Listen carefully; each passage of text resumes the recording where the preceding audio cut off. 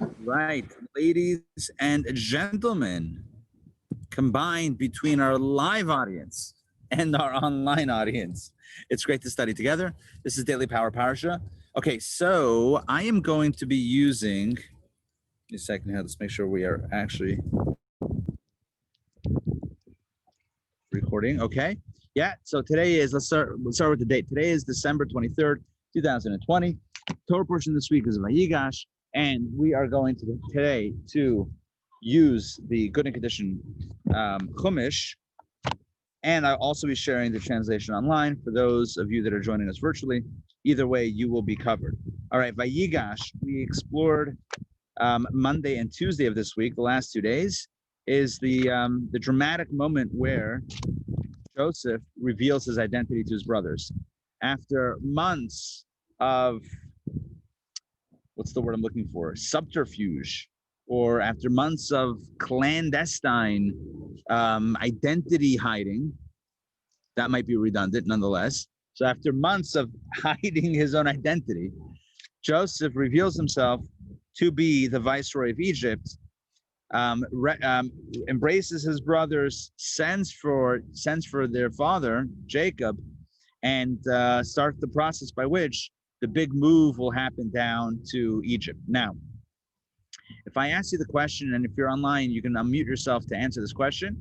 Answer this question, please. Was the move to Egypt a good thing or not a good thing?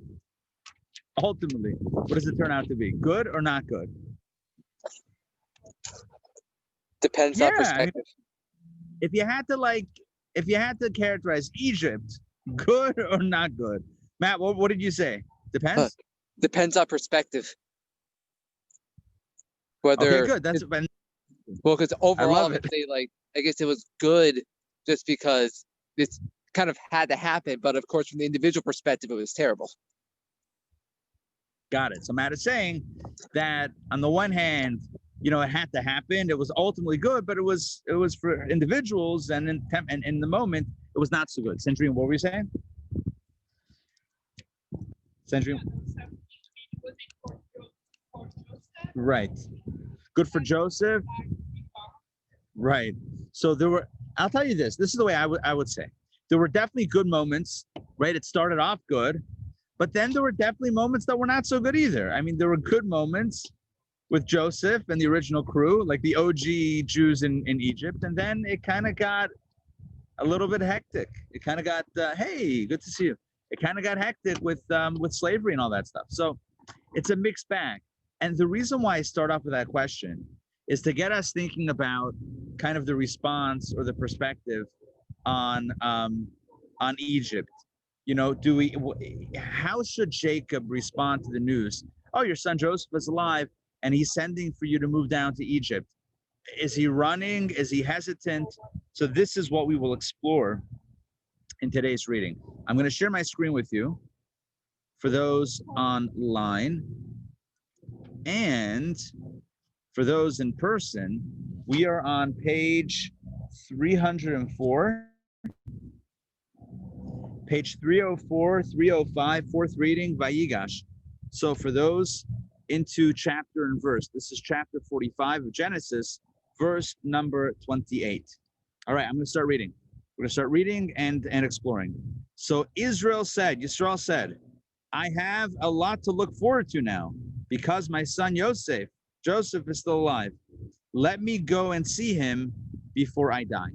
So there's an interesting phrase used in the Torah. It says Rav. Vayom Israel said Rav, which I see on the online translation it says enough. Enough could mean telling himself, enough of my procrastinating. Let me go down. Joseph is still alive. Let me go and see him before I die.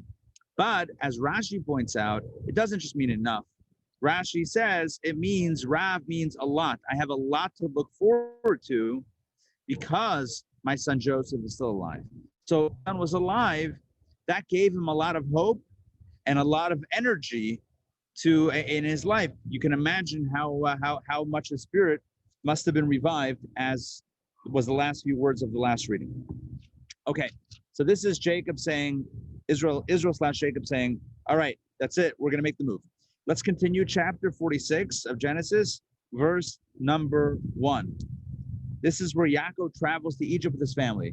Hey, Mark, good to see you. Mark, when you grab a chumash, just so you know, we're on page 407. Okay.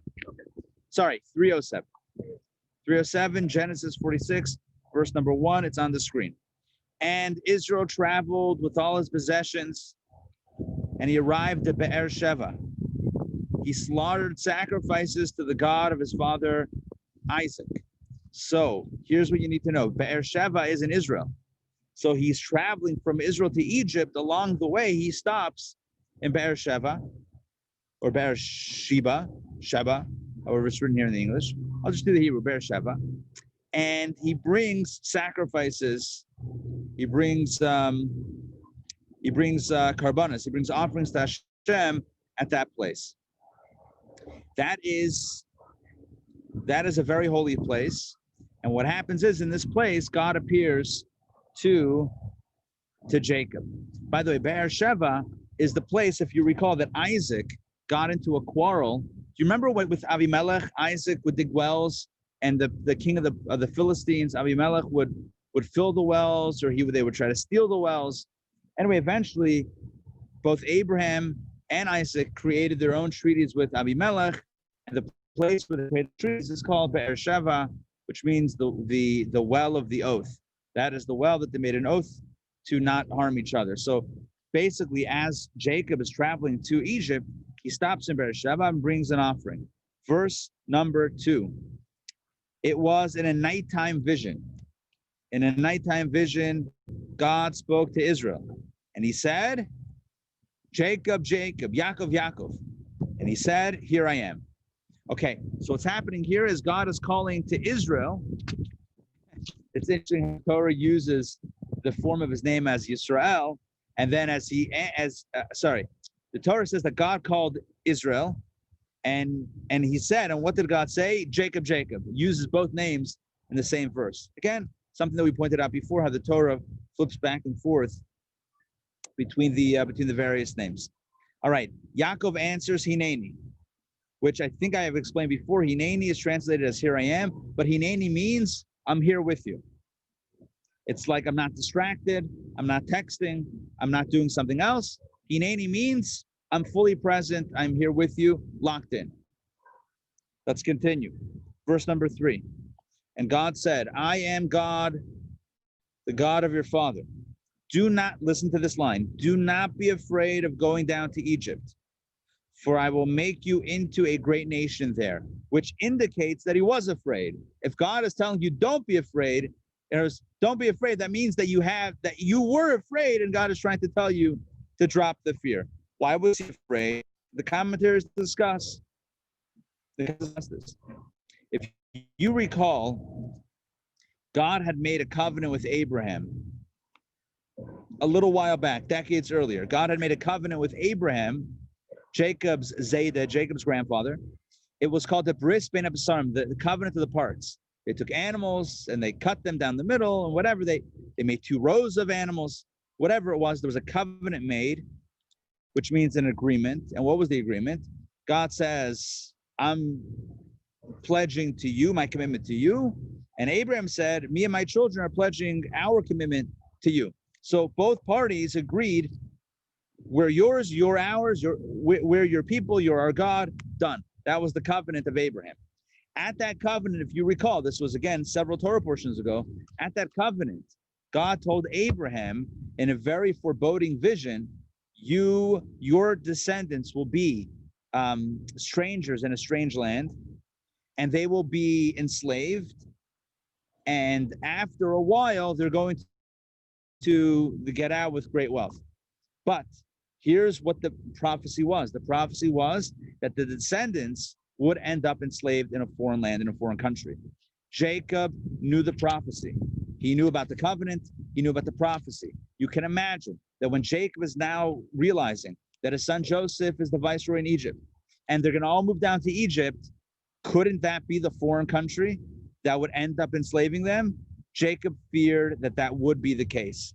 Nonetheless, what does God say? Don't be afraid. Why not? Because, as we'll see in verse sorry, as we saw in verse 3, he said, don't be afraid, for there I will make you into a great nation. In other words, even though it will be difficult, but you will become, your children, your descendants will become a